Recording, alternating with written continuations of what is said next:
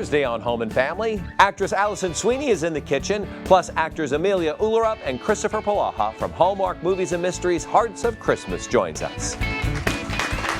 Welcome back. Dan Kohler is here with us right now to show us the science behind one of the oldest methods of cooking still used today. It's ceramic cookware. This is very impressive, Dan. Yeah.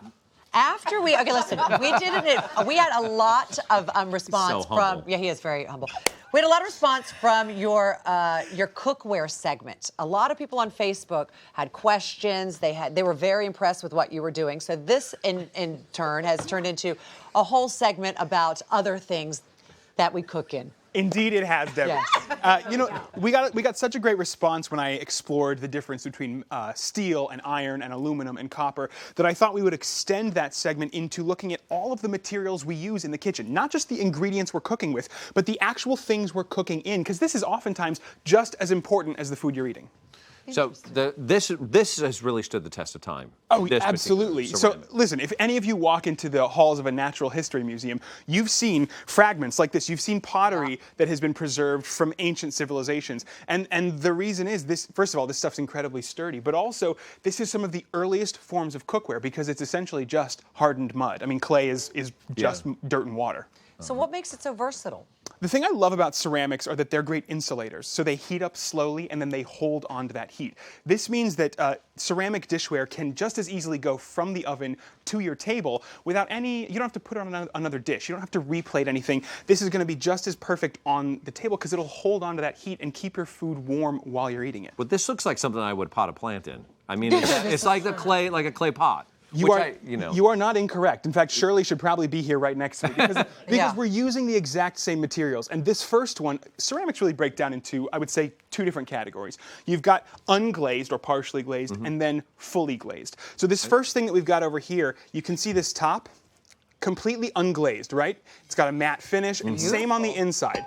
Yeah. Now, if you look inside the bottom of this dish, this is glazed on the inside. Now, these glazes are made from minerals and glass that have been brushed on and then fired to over 800 degrees. And that melts it into the surface and creates a completely watertight seal. And also, generally, non-stick surface. They're perfect for cooking on. I think Paige and I attempted to make something like that in Dollywood, didn't we? We did. It did not go well. Did not work out so well. No. No. Now, I've got one of these at home, and I want to show you how to use these. I actually came in over the weekend and worked. Because they're unglazed, what you've got to do is soak them ahead of time. This means they absorb a ton of water, and the great thing about that is that while you're roasting your food, all of that water heats up and turns to steam. So suddenly, I'm going to roast a chicken here. You've got roasted and steamed chicken, which means that the flesh is so perfectly tender, and you can get the skin crisp just by having a soaked lid there. Throw it in the oven. I throw it in a cold oven because it wants to warm up with the oven.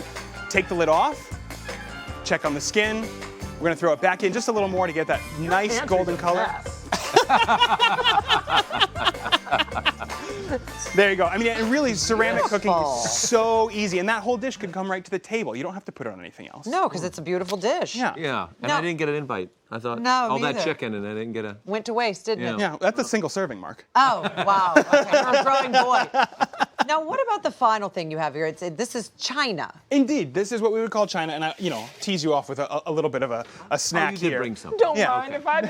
Here, Kim Douglas, I'll expect you to help pass them out for me. Thank you very much. So what we've got here is porcelain, which is also known as China. Now, porcelain is actually just very fine clay. It's the same material, but it's been fired to over 2,000 degrees. This means it's even stronger and even sturdier than the rest.